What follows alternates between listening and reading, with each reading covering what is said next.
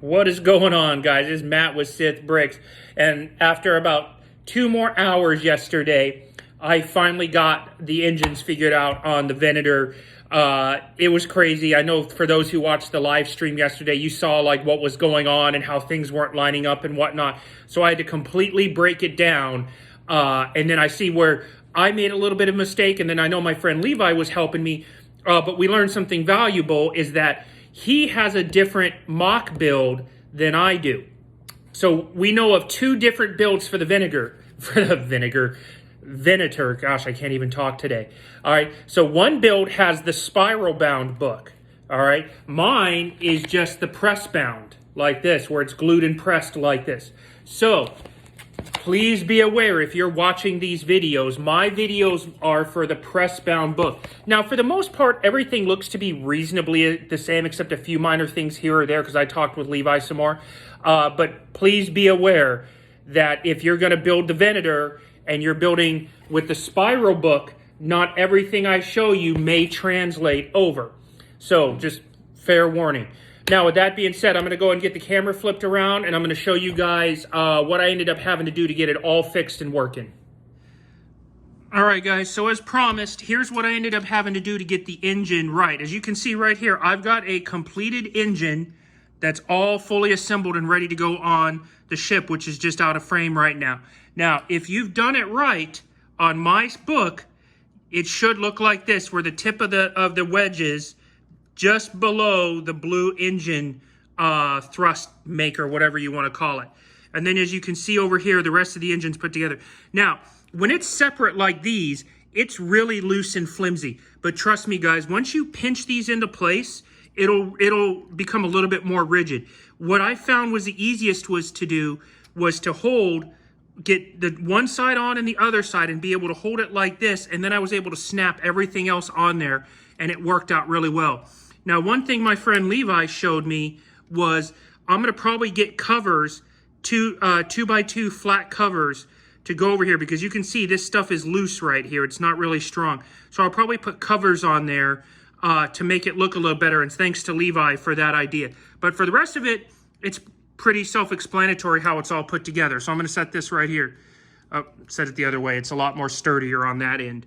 All right, so the next thing is how this is set up. All right, so as you can see here, make sure on this half that these blue system connectors from the Technic system to the system bricks are lined up like this so they work properly. All right, on this one here, now it spins, okay? So this, you have a freedom of movement here, and movement here. When it comes time to put it all together, they should line up like this. You should have 3 in a row and then 2 in a row. All right, that's how it's done. All right, everything else will line up, trust me. 3 in a row, 2 in a row. So that's how you get them all together. Now, on my friend Levi's build, you would see 3 of these wedges put together. But on my build with my bound book, make sure that when you do these all the way across, notice how there's only 2 pieces. It's either the 1x2 or the 1x2 with the stud on top. All right, no more than 2 of these all the way around. Levi was trying to help me, and he would say, hey, you need to add 1 more here in another place, and it actually made mine too long. So when I ripped it all down to the bones and restarted, I realized that there's only 2 of these. So make sure when you do that, 2 all the way around. All right, now these 4 pieces here, which go right over here, I had to craggle these top cone and stem pieces on, because they just seat in here, and they have a little like Technic thing where this black bar just snugs into. Well, they weren't molded properly, so these 4 got the craggle. The first ever craggling of a Mould King build went to these 4 pieces right here to get them to stay into place. So just be cognizant that you may have to craggle with that, because mine didn't work at all. Now, when we get down to the bones of putting this all together, your wedges should look like this. It should be centered on the holes towards the back, where the open hole is at the sloped end. So there's that one. With these ones, make sure that this 1x6 is on the first 5 holes underneath, and it lines up to the wedges. The open end is going to be the flush end back here. And the reason for that is because these two go together like this, and then they will mount on this piece like this. So that's how they go together, like that. And then lastly, you have these right here.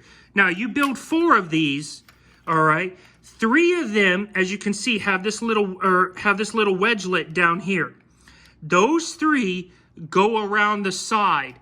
This piece is your top piece. Notice how the little wedgelet is in here. And the reason for that is because when you go to mount it onto the ship, it's going to mount like this. And notice how if you had the wedgelet piece, it wouldn't flush up because that little wedgelet right here where my finger's coming to get it is right here, and it won't allow it to seat properly.